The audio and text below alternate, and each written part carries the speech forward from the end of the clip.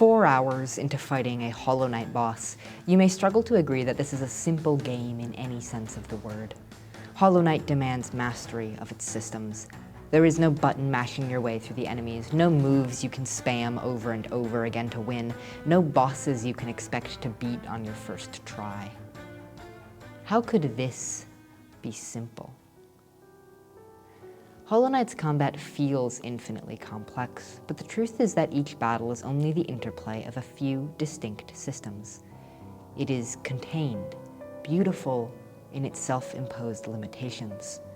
Hollow Knight demands mastery because it knows that it's possible, that these systems are understandable, that you can know them as well as you know your own name. This simplicity is what defines the game's combat. The beautiful focusing of everything to a single, blinding point. The combat is all centered around the moveset of your character, the Knight. The core of the Knight's moveset relies on their melee attack, a sword called the Nail that quickly slashes and does a decent bit of damage. You have the Nail from the very beginning of the game, and will have it until the end. There are no other weapons. No great sword, no spear, no dual-wielded throwing knives, just you and the Nail. It has upgrades, of course, but nothing special. You can't forge it to shoot beams of light or set enemies ablaze. It simply does more damage. It never becomes more complex than this. Described in this way, the Nail seems boring, like a placeholder that never quite got fleshed out. But while playing the game, the Nail's simplicity allows it to become an extension of yourself, an action so natural you never have to think about it. There's no fancy animations that take different amounts of time, no heavy or light attacks to choose between, no combos to memorize, just the singular swipe of the sword. A few hours into playing, its rhythm becomes a part of you, something you no longer have to watch for or think about, but rather something you know. But as elegant as the Nail is on its own, where it really shines is how it fits within the other systems of Hollow Knight. The Nail provides the solid foundation that the rest of the game stands on, the point of reference that everything else plays off of. And to truly understand this combat system, we must talk about soul. Like many games, there are two numbers you must watch while playing Hollow Knight: your health and your soul. Soul is Hollow Knight's version of magic points, or mana, letting you heal yourself or cast damaging spells. There are many ways games approach magic recovery. Some let it accumulate over time, forcing you to take a break to recover. Others treat it as an object to be picked up, either dropped by enemies or found within the world as a consumable item. Still others combine these systems, creating complex mid-combat scenarios with multiple ways to gain magic. On top of that, in many games, different spells cost different amounts of magic. Spells in Skyrim can cost anywhere from 0 to 1,426 magicka, making it nigh impossible to keep track of each spell and its cost. Hollow Knight streamlines all of this to the point where you can do the calculations in your head. Every time you hit an enemy with the Nail, you gain exactly 11 soul. Casting spells or healing takes exactly 33, and you can hold exactly 99. That's the whole system. That's it. The genius of soul comes in how it plays off of the Nail. The two systems are inseparable from each other, forcing you to blend multiple styles of fighting into one. You can't heal or cast spells without first hitting the enemy with your Nail, and ignoring healing or the massive damage that spells deal puts you at a disadvantage for every fight. The game never devolves into purely Nail or soul strategies because each inherently informs the other, creating a moveset where every move feels equally important. But even more critically, by focusing on the Nail and soul, Hollow Knight keeps the player's moveset simple. There are no attacks or specific button combos that the player will forget to use, nothing that doesn't fit the parameters already laid out by the game. Nail, spell, heal. This lets you learn your entire moveset intimately, and the game trusts you understand it. It's constantly throwing greater and greater challenges at you, always pushing you closer to the edge of your abilities, forcing you to make decisions under greater and greater pressure. Yes, you can cast a spell that will do massive amounts of damage, but that keeps you from healing. You can heal, but only if you have time to do it in between enemy attacks. And if you want to do either of those things, you have to go on the offensive first, hitting the enemies with your Nail to gain soul. The challenge of Hollow Knight comes not from obscure combos or incomprehensible number crunching, The challenge comes from the game pushing your mastery of a simple system to the absolute breaking point. The simplicity of the knight's moveset also makes it easy for the player to understand the consequences of each of their actions and how they can improve. You were hit here, you undershot an attack here, you mistimed a spell here. You can trace how each mistake affects the rest of your fight. You were 11 souls short of being able to heal precisely because you missed the third hit 20 seconds ago when you dashed the wrong way and were late reacting to the boss. There's always a clear cause and effect, something concrete that you can improve on next time. But to truly encourage this self-reflection, the player must trust that the outcome of any fight is nearly always entirely skill-based. Hollow Knight doesn't rely on XP or equipment upgrades, forcing players to focus on their performance instead of their stats. By owning the combat system to such a fine point and nearly doing away with these outside factors entirely, Hollow Knight puts all the focus on your skill. This is the whole system, and you already understand it. There's nothing in between you and the boss. Now beat it. This simplicity in the player's combat system is in sharp contrast to a game often compared to Hollow Knight, Ori and the Will of the Wisps. I'm going to preface this by saying that I like Ori and the Will of the Wisps, and the critiques I give here are simply to show why I find Hollow Knight's combat so much more engaging. Ori isn't trying to be Hollow Knight. It's trying to do something different, and I just happen to not like it as much.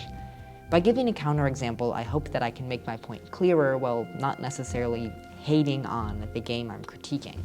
I'm simply pointing out differences in the interest of analysis, differences which we might have different opinions on, and that's okay. Please also keep this in mind when I talk about Elden Ring later. Thank you. Ori and the Will of the Wisps is, on its surface, similar to Hollow Knight in many ways. They're both 2D Metroidvanias, games that rely on complex maps and interesting progression, with a focus on exploration, platforming, and combat. However, I knew something was different about Ori the moment the battles started. Ori also has a quick sword attack, but this is not something fundamental the rest of the game is built around. It's simply one in a long line of different attacks the player can use. On my save file, I currently have access to a flaming arrow, a thrown spear, an enormous hammer, a throwing star, a damaging aura, an explosion, a burst of flame, and a gust of wind. And I'm only halfway through the game. On one hand, this range of options can be really fun. Mixing and matching different abilities lets players find a playstyle that works for them, and leads to different encounters with every enemy. On the other hand, it creates a web of interlocking systems so complex that I cannot fully comprehend it. Nowhere is this overcomplexity more evident than with Ori's healing system. Just like Hollow Knight, Ori uses a magic system both for healing and for certain attacks. But healing is not its own separate ability. It's just thrown in with all the other attacks. Now, instead of a clear choice mid-battle on whether to heal or cast a spell, you're choosing between healing or shooting an arrow or using a heavy attack or throwing a spear or causing an explosion. Left with a split second to make a choice, you end up just using whatever's easiest, forgetting about half the cool options the game gives you. Fundamental actions like healing are easily ignored, becoming a fraction of your moveset instead of a pillar of the system. This is both frustrating for the player, who doesn't feel like they are fully utilizing their moveset, and for the game designer, who cannot trust that the player is using the mechanics at their disposal. Boss fights have to be that much easier because the designers do not know how the player is approaching the battle. They cannot precisely push the limits of your skill. Ori's complexity also makes it more difficult to improve. When looking back at a death in Ori, it's hard to untangle which actions I should have taken because there were just too many options. With Hollow Knight, the systems are so understandable that I can immediately tell what went wrong. The challenge lies in executing the change in the middle of combat, remembering to jump instead of dash. When I take damage in Ori, I don't know if that was because of a genuine slip-up on my part, or if I'm just missing something in my moveset. When trying a boss fight again and again, instead of more deeply understanding it with each fight, slowly learning the precise timings and moves, I just throw a different weapon at it to see if it works. And when it finally does, I don't know if that's because of genuine improvement on my part, or me just finding the weapon that cheeses the fight. Without being able to truly understand the combat systems of Ori, there's a disconnect between the choices you make and the outcomes you get, the exact process muddied by the complexity of the systems in between. I cannot trust that the fights are based on my skill. While Hollow Knight takes a few very simple systems and forces you to master their interplay, Ori instead throws everything at you and expects you to figure out what works. You never know if a failure is your fault or the game's fault. You can't truly improve. This problem, where too much choice obscures the consequences of your actions, is only made larger by a game like Elden Ring. Don't kill me, please! I swear I have something interesting to say, and we can have different opinions. Elden Ring is an enormous open-world RPG that relies on character customization to drive your growth. As you kill monsters, you gain XP to level up each of your skills, allowing you to choose which you want to excel at: strength, intelligence, dexterity. The world of character customization is at your fingertips. While this system can be a fun way to make your character unique, for me, it leads to many of the same problems as Ori on an even larger scale. I cannot trust that the battles are skill-based. When fighting a boss, I never know whether I can beat it by carefully learning its attack patterns or whether I should just leave for a few hours and grind XP.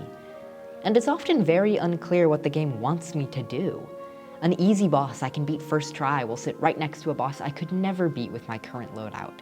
The first boss you're pointed at is near impossible to beat with your starting stats, the game expecting you to just realize the futility of your efforts.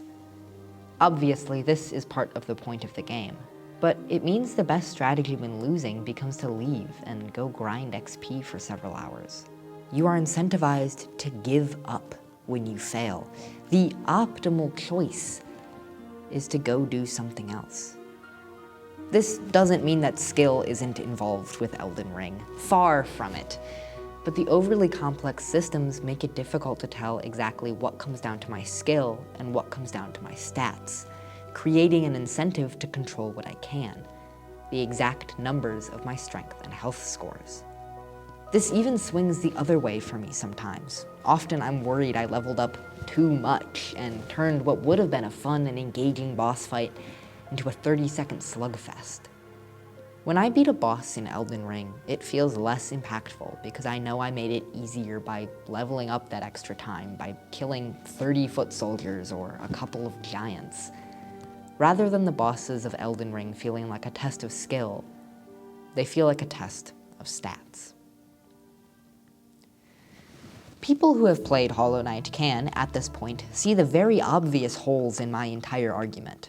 Hollow Knight does have a complex customization system. Found scattered around the world, equipable charms will give you extra abilities. Everything from another bit of health to summoning minions that follow you around. One could argue that these charms are functionally similar to Ori's weapon system, or even Elden Ring's levels. They encourage swapping builds around or leaving the fight and coming back with a specific upgrade, rather than purely learning the boss. I would argue the charms are different because they are so limited. While complicating the combat, it still makes sense how exactly a charm impacts a fight, because they each have discrete, distinct effects. A charm might make your healing speed faster, or make the Night Sprout damaging thorns, or even just show your location on the map. There's no plus 2% attack speed, plus 4% knockback, plus 3% poison resistance. There is one charm that increases knockback. If you want increased knockback, you use that charm. Hollow Knight's charms also never change the core gameplay loop. They don't give you a new weapon or a triple jump or anything like that. The charms only build upon the foundations that have already been established, and never break these norms. This means no matter your loadout, you are still playing the game with the same fundamental rhythm. Even upgrades other than charms are straightforward and distinct. There are 3 times you can upgrade your soul capacity, 4 times you can upgrade your nail damage, 4 extra health points to get. You find these by exploring the world, hidden in key areas or behind difficult platforming sections, and you probably won't get all of them if playing through without a guide, but that's okay. You don't need them all to beat the game. Upgrades you do need, wall jumping, dashing, the double jump, are given at specific points in the story, and future bosses and areas are designed around them, testing your skills with these new abilities the developers know you have. The progression in Hollow Knight feels purposeful and natural, but never like you need to grind for an upgrade. Never like you're facing something you can't beat without outside help. Of the 3 games I've discussed, Hollow Knight is still, by a vast margin, the game with the least combat customization. Hollow Knight has the purest sense of it being just you and the boss. So far we've discussed the player's own moveset, the choices they have and the decisions they're given. But just as important is the other half of the fight, the enemies and bosses themselves. Hollow Knight bosses are nothing if not focused, each with a handful of attacks the game makes you learn to perfection, split-second reactions you must know by heart. These quick responses would be impossible without being able to read the boss. Reading a video game boss means being able to recognize which attack they're about to perform by their cues. Things like raising a sword or jumping in the air or even screaming can all communicate to you which attack the boss is about to perform, giving you half a second to react.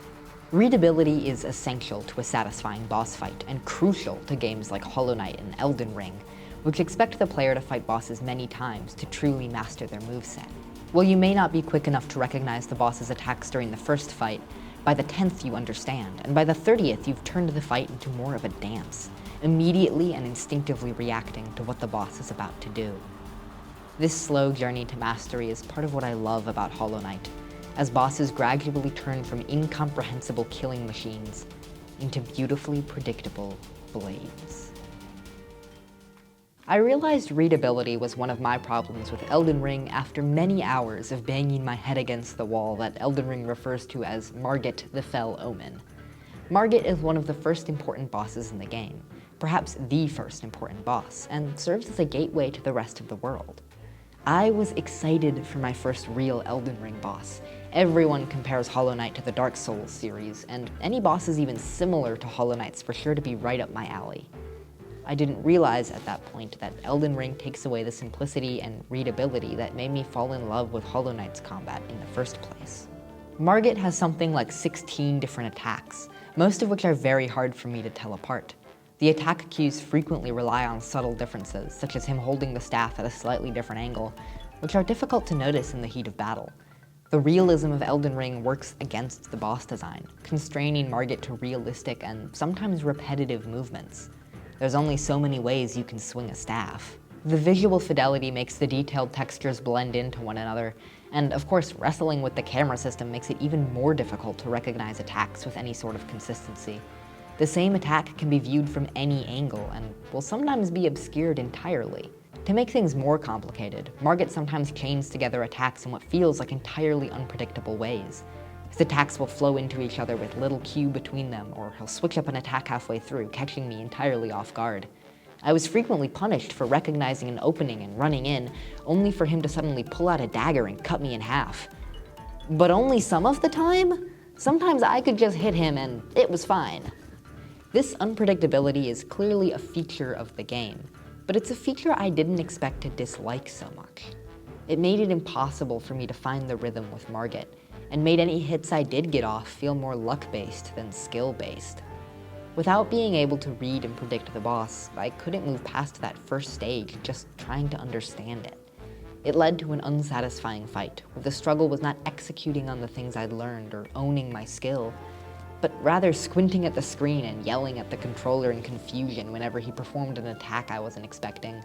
I couldn't properly react, and the fight wasn't satisfying. I wasn't having fun. And yes, skill issue. Get good. But I think my problems with Elden Ring are deeper than a single boss fight, and I think it's worth discussing why Elden Ring's bosses didn't give me the satisfaction I find so easily with Hollow Knight. I'm willing to grind a Hollow Knight boss for hours, and I'll often return for several more to try it hitless. With Elden Ring, even if I start with that same determination, I'm much more likely to just get annoyed and turn the game off. These games' boss designs are more different than we give them credit for, and that's due to some pretty fundamental choices. The readability of Hollow Knight's bosses is so important to the combat that it is built into the very way the game looks. Hollow Knight is a beautiful game, with a cartoony 2D art style which manages to emphasize boss moves and keeps the focus on your reactions rather than your recognition, leading to a more satisfying fight. By being cartoonish, the bosses are inherently simplified, which already makes them easier to read in the thick of battle.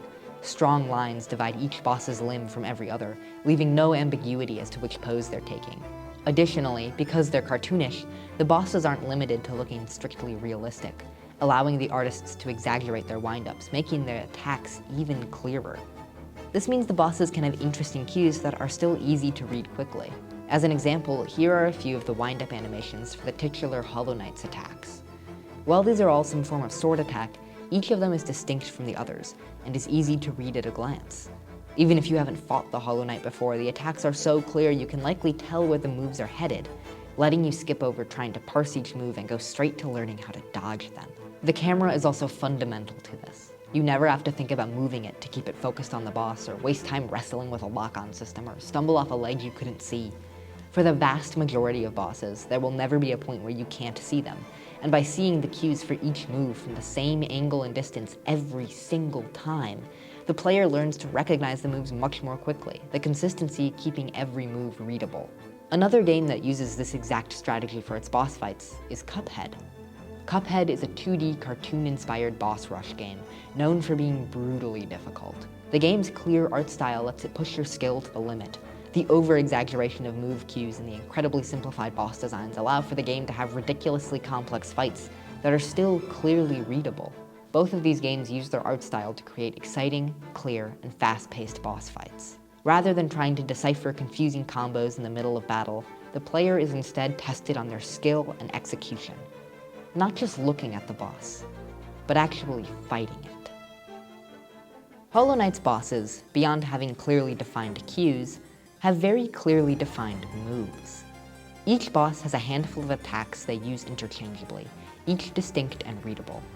Many of the game's best bosses only have a few moves. The eponymous Hollow Knight only has 9, the Soul Master has 6, the Traitor Lord only 4. The challenge from these boss fights either comes from the sheer speed and relentlessness of their attacks, or in how their attacks overlap with each other, creating unique scenarios you have to adjust to on the fly. Once again, Hollow Knight is taking a simple system and forcing you to truly master it. One of the best fights in the game, the Mantis Lords, have essentially only 3 different attacks: a horizontal swipe, a vertical stab, and a projectile. The first phase of the boss ensures you understand these attacks and exactly how they work. The second phase has 2 of them attack you at once. All of your knowledge from the first phase about these attacks is put to the test, as you're forced to react at double the speed to different combinations of these simple moves. The fight becomes akin to a dance as you learn it, your fingers flying instinctively across the controller almost before you've seen the attack. Like all bosses in Hollow Knight, the Mantis Lords are meant to push you to your limits, demanding lightning-fast reaction times and a deep understanding of both your moveset and theirs. The only reason the Mantis Lords work is because their attacks are clearly defined. If they sometimes attacked an extra time or fired 2 projectiles instead of 1, the predictability of the fight would be entirely lost, making for a confusing scramble of a battle. A good boss fight makes you balance on a knife's edge, your knowledge matched blow for blow with the boss's power, your recognition and reaction pitted against their speed, your skill stretched to its limits, your mind moving at 1,000 thoughts a second as you watch the fight unfold before you like something inevitable, each blow feeling preordained. This is the feeling Hollow Knight's combat gives me. A straightforward fight, a pure experience, a beautiful test of skill. One of the endgame bosses, Nightmare King Grimm, has exactly 6 attacks, and I know each one like the back of my hand. The fight seems nearly impossible at first, with Grimm moving unbelievably fast and dealing double damage. My first attempt against him lasted no more than a handful of seconds as I helplessly watched him obliterate me. But as I fought him again, and again, and again, and again, the fight started to make sense. I realized it was almost like a computer program with defined inputs and outputs. He does this attack, I respond with that. He does the fire bat's attack, I jump, dash, then hit him exactly twice. He does the uppercut attack, I dash away, hit him once, and move to the safe area. This is a fight that pushes me to my absolute limits. The challenge lies not in any single move, but in executing the entire fight perfectly, hit after hit, blow after blow, dodge after dodge. There is no room for slip-ups, no margin of error. There is me and my skill, and that is it. This is the fight I return to when I'm at my most stressed, when the world feels the most out of control. I understand Hollow Knight on a fundamental level, and fighting Nightmare King Grimm is nothing but a hypnotizing display of that knowledge. This is every system of the game pushed to its breaking point in one last beautiful duel. There's nothing I'm missing, no upgrades or levels to grind out. When I mess up, I understand exactly what I did wrong and how I can fix it. There is nothing in between me and the boss. The Nightmare King Grimm fight is no longer a computer program to me. It is a violent, deadly dance. I know my cues, I trust my skill. All that's left is to perform.